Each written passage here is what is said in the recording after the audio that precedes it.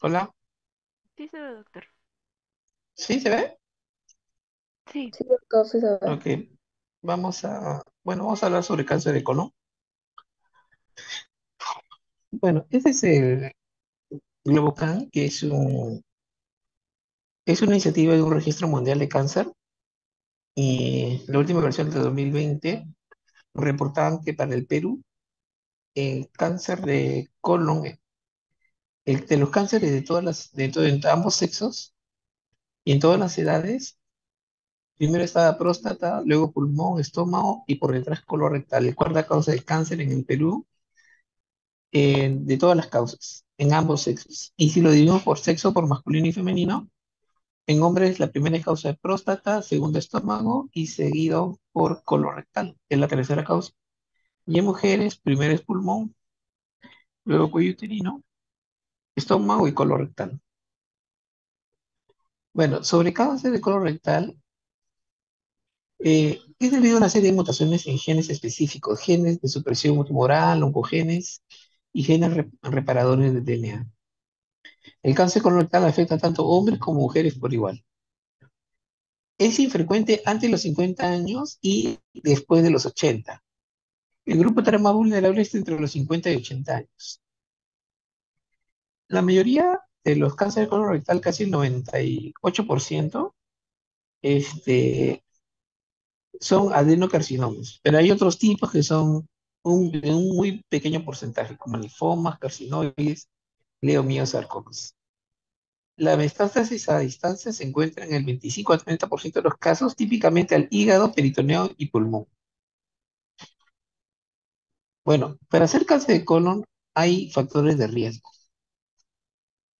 Hay síndromes hereditarios que son muy específicos por la poliposis adenomatosa familiar y el síndrome de Lynch, que es no adenomatoso, ¿ya? Eh, el riesgo de cáncer de colon es al 100%. O sea, todos estos pacientes tienen muy, muy, muy alta probabilidad de ser cáncer de colon. La edad es un pronto riesgo sobre los 45 años. Antecedentes familiares en primer grado, o sea, papá, mamá, hermanos. Antecedentes personales, que la mía persona, uno haya tenido un adenoma en el colon recto o en el ovario, es riesgo para cáncer de colon. Enfermedad intestinal, por ejemplo, en la pancolitis aumenta de 5 a 15 veces el riesgo de cáncer de colon. Antecedentes por irradiación abdominal. Hay otras causas como la obesidad, la diabetes, el tabaco, el alcohol, el exceso de carnes procesadas y la poca actividad física. Esto es con respecto a los factores de riesgo. Bueno, y también hay factores protectores. Se asocia a la aspirina, los antiinflamatorios, específicamente aspirina, a dosis de 75 a 325 miligramos por día, pero tiene que haberlo consumido, aunque sea 2 veces por semana durante 10 años, para que sea un factor protector. Bueno, pero el consumo de la aspirina te va a llegar a otras consecuencias. Si bien disminuye el cáncer colorectal proximal y tiene un impacto sobre la mortalidad relativa, también aumenta las causas de hemorragia digestiva mayores y aumenta la hemorragia intracraneal. La dieta vegetales también es un factor protector, especialmente las crucíferas, brócoli, coliflor, col, rábano y el salvado de trigo. La ingesta de folatos también se considera un factor de protector, una dieta baja en calorías y evitar el exceso de alcohol. Bueno, aquí tenemos la evaluación del cáncer colorectal desde estadios iniciales a estadios tardíos. Alteraciones iniciales, hiperplasia, adenoma, metaplasia, displasia, cáncer in situ y cáncer invasivo. Mire, el cáncer colorectal temprano es aquel que está limitado a la mucosa o submucosa independiente de compromiso neuronal. ¿Y por qué es importante identificar el cáncer colorectal primario?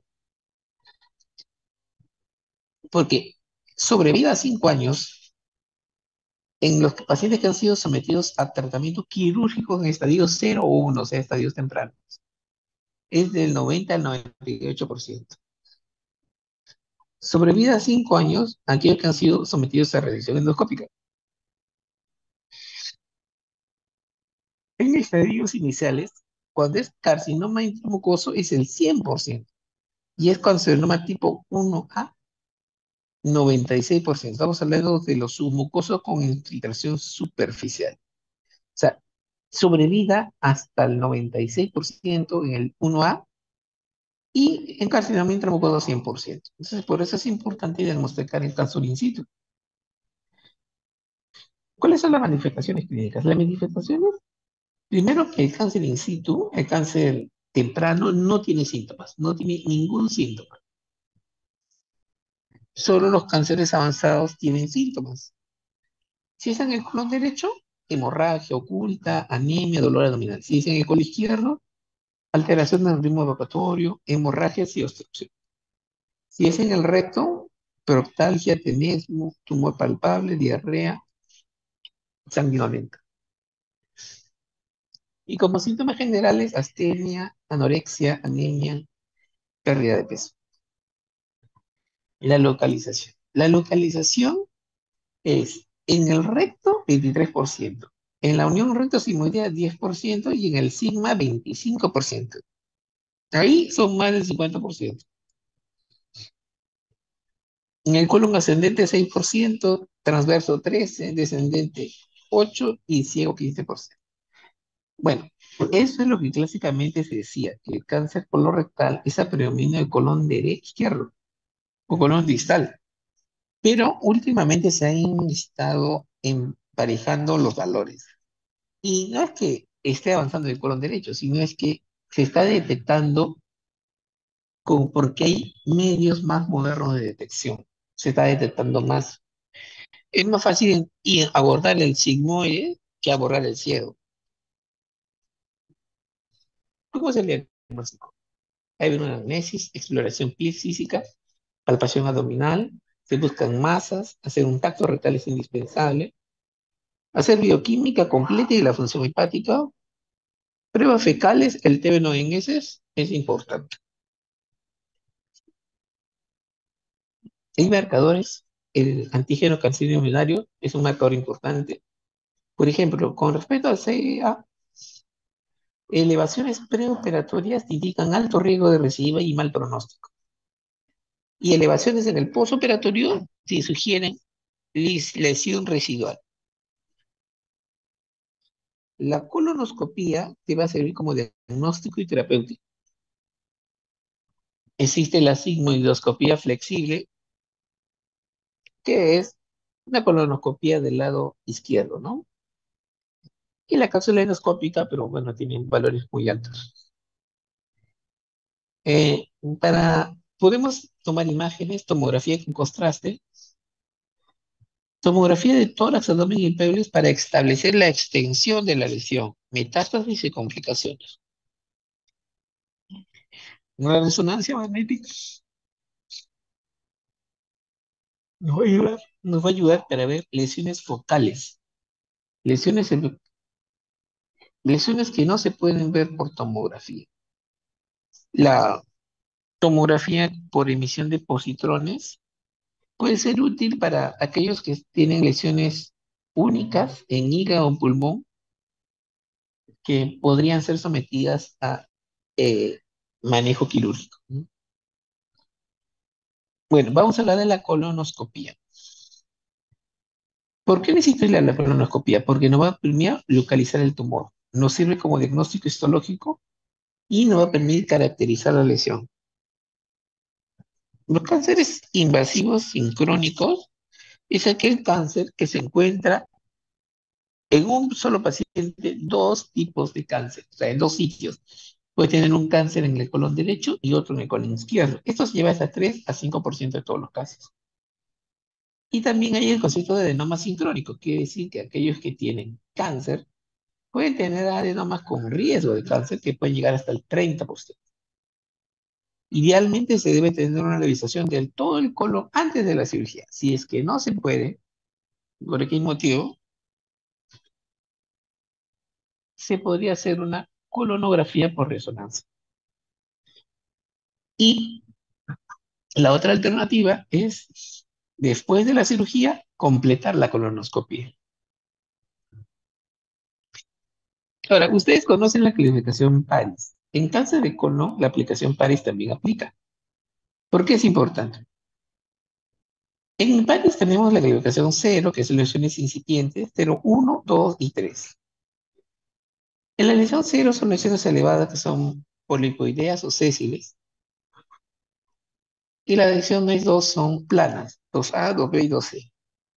La 2A es plana elevada, la 2B es plana y la 2C es plana deprimida. Bueno, y la 3 es excavada. ¿Y por qué es importante? Porque miren, aquí vemos en este cuadro las lesiones T0, 1, P y S, pediculadas o sésiles. Cuando son menos de 5 milímetros, la probabilidad que sea un cáncer invasivo es 0%. Cuando la lesión va de 6 a 10, podría llegar a 1,2%. Cuando la lesión es de 11 a 20 milímetros, que es enorme, solo el 10%. Pero ya cuando es más de 21 milímetros, puede llegar hasta el 30%. Con respecto a las lesiones 0, 2A o 2B, o sea, planas elevadas o planas, las lesiones de estas características menos de 1 milímetro pueden llegar al 0,1%. Pero cuando estas lesiones son más de 21 milímetros, puede llegar al 23%. Con respecto al estadio 2C, que son planas deprimidas, ya desde el menos de 5 milímetros tienen 7% de probabilidad y a 87% más de 21 milímetros. Entonces, nosotros tenemos un cuadro donde nos limitan seguridad. 0,1 PS o 0,2 AB, pero menos de 20 milímetros. Aquí vemos algunas características endoscópicas a la luz blanca. El primero es el signo de aparición expansibilidad. O sea, es como si la lesión se quisiera rebosar, ¿no? Como que se sale. Tiene una apariencia expansiva, como que se eleva. Tienes úlceras o erosiones. Dentro de la lesión se va de unas escotaduras, erosión. Todos esos son signos del mal pronóstico. Luego tenemos la convergencia de los pliegues. Acá vemos una lesión y los pliegues van viniendo uno detrás del otro. Aquí también. Y la apariencia de rigidez. Y eso, tenemos una lesión, le tomamos una pinza de biopsia y vemos que se levanta en bloque, una masa. Todos esos son signos de ya una lesión infiltrativa, una lesión avanzada. Luego tenemos las lesiones de extensión lateral. Las lesiones de extensión lateral pueden ser de dos tipos, granulares y no granulares. Y las granulares y no granulares se subdividen en homogéneas o nodulares mixtas. Y la no granular se define entre elevada y pseudo deprimida. Bueno, en este también vemos que las lesiones granulares menores de 30 milímetros solo llega el riesgo de extensión a 1,5%. Y con respecto a las no granulares, aquellas menores de 20 milímetros llegan hasta 6,4%. Entonces, eso es nuestro margen de seguridad. Acá tenemos una imagen de lesiones de extensión lateral, ¿no? Este es no granular.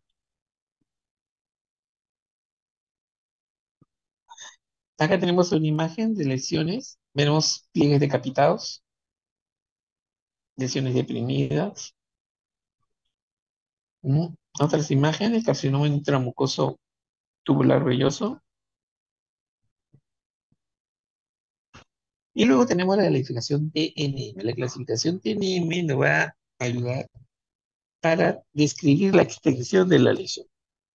Tiene tres componentes: el T, tumor primario; el N, el ganglio regional; y el M, la metástasis distante.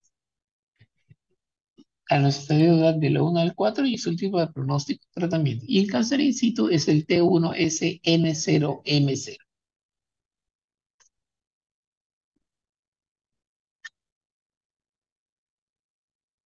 ¿Cuál es el pronóstico? Eh, si no hay recurrencia a 5 años, se considera una enfermedad curada. Los estadios del 1 al 3 son curables y los estadios de 4 a más son no curables. La supervivencia a 5 años en el estadio 1 es 90%, estadio 2 75-85%, estadio 3 de 40-60% y estadio 4 raramente sobreviven a los 5 años. Una supervivencia de 1 a 2 años. Los pacientes con cáncer de colon con sospecha clínica, los que ya tienen síntomas, o sea, no con un cáncer in situ, sino cáncer con sospecha de cáncer avanzado, el 20% tienen ya enfermedad avanzada. El 30% ya tiene metástasis al hígado o ganglios o a pulmón. Y el 40% tienen presencia de carcinomatosis. Bueno, ya hemos hablado de la posición de la adenomatosa familiar. Ellos, la posibilidad de ser cáncer es 100%. Entonces ellos a los 18 o 20 años se les hace una cirugía electiva, o sea, una colectomía electiva. El síndrome de Lynch es peor porque tiene la evolución de adenoma carcinoma mucho más rápida que la poliposis y se hace colectomía total. Solo sus portadores sanos se le hace seguimiento. Bueno, hay un cáncer obstructivo, dependiendo de dónde es, si es en el colon derecho será una hemicolectomía con anastomosis ileocólica. Si es en el colon izquierdo, una cirugía de Harman, una colostomía con un ciego proximal o el ciego distal cerrado. Eh, Se tiene que realizar una colostomía, colonoscopia en ellos para descartar que haya un sincronismo en menos de 3 meses. Con respecto a los tumores de recto, solo de estadio temprano puede ser una resección transanal. Bueno, el manejo quirúrgico, si el paciente no tiene chance quirúrgico, solo los pacientes que tienen chance quirúrgico son los recuperables. Aproximadamente el 80% de lo que hace colorectal, la lesión está localizada solo en la pared y en ganglios regionales. La cirugía es la única modalidad curativa. Solo se extirpa, no solo se extirpa el tumor, sino el segmento afectado, pipo y ganglio, ¿no? Podemos una hemicolectomía izquierda, hemicolectomía derecha, una hemicolectomía de transverso y sus variantes. ¿Qué es la terapia neoadyuvante? La terapia neoadyuvante es la quimioterapia que se le da antes antes del tratamiento quirúrgico. Es que se le da a aquellos pacientes con tumores avanzados con márgenes quirúrgicos comprometidos y aquellos que tienen tumores inoperables. ¿Qué hacen con esto? Reduce el riesgo de micrometástasis. Y de la quimioterapia adyuvante es en los pacientes con resección potencialmente curativa. El objetivo es erradicar la microlitiasis, reduciendo la recurrencia y aumento de tasa de curación. Los efectos secundarios. Desgraciadamente, la quimioterapia da muchos efectos tóxicos, mucolitis, emesis, diarrea, neutropenia febril, fatiga, pérdida de cabello, síndrome de mano-pie y cardiotoxicidad. Felizmente, la mayoría de estos síntomas desaparecen suspendiendo el tratamiento. Entonces, la idea es diagnosticar un cáncer de colon in situ, sin síntomas. Para eso hacemos el screening. ¿A quiénes se les hace? Antes era sobre los 50 años. Ahora se hace a partir de los 45 años, hasta los 75. ¿Y por qué? Porque he sabido que últimamente las tasas de cáncer entre los 20 y los 49 años se han duplicado y los pacientes de este grupo etario mayores de 45 tienen 2 veces más riesgo de cáncer colorectal y 4 veces más riesgo de cáncer de recto. También tiene que ver el estilo de vida occidental y la idea es disminuir la frecuencia de cáncer colorectal en mayores de 50 años. Ahora, en mayores de 75 sí se les puede hacer screening, pero tiene que ser individualizado. Ahora, este es screening, aquellos pacientes que no tienen síntomas. ¿Y por qué no hacerles a los viejitos? Porque se ha visto que las tasas de complicaciones son más altas que las tasas de detecciones. O sea, se mueren o complican más pacientes por intentar hacer una colonoscopia de screening en este grupo de etarios. ¿Cuáles son los screening que tenemos? Tenemos el FIT, el test de el test inmunológico fecal, es el Tevenon enzimático. Recuerden que el Tevenon clásico es el test de Guayaquil, lo tenía que hacer dieta y no es práctico. Ahora hay un test, este es un TB, pero un TB enzimático, un TB inmunológico.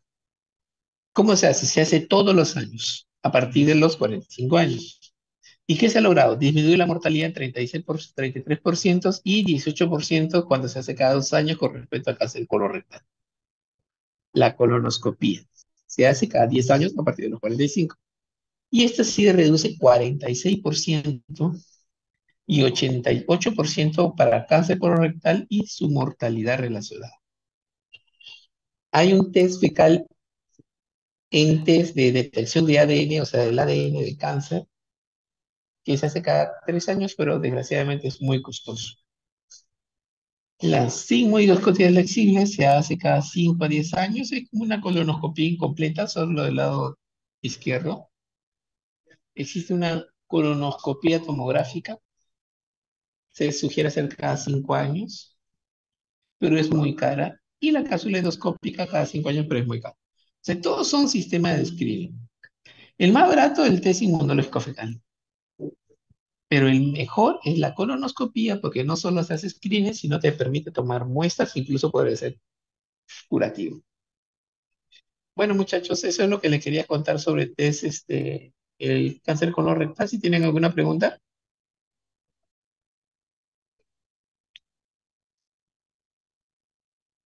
buenas. Todo claro, Hol- doctor. Ok. Un favor, hubo un error, tú cometes un error, como cometí un error sobre una mesa redonda. Quisiera poder contactar con el grupo para ver cuándo lo recuperamos. Con el Le delegado del comento grupo. al delegado. Ujú, le voy a comentar a su delegado del hospital para que pueda coordinar eso con él. Ok, gracias. Bueno, muchachos, gracias.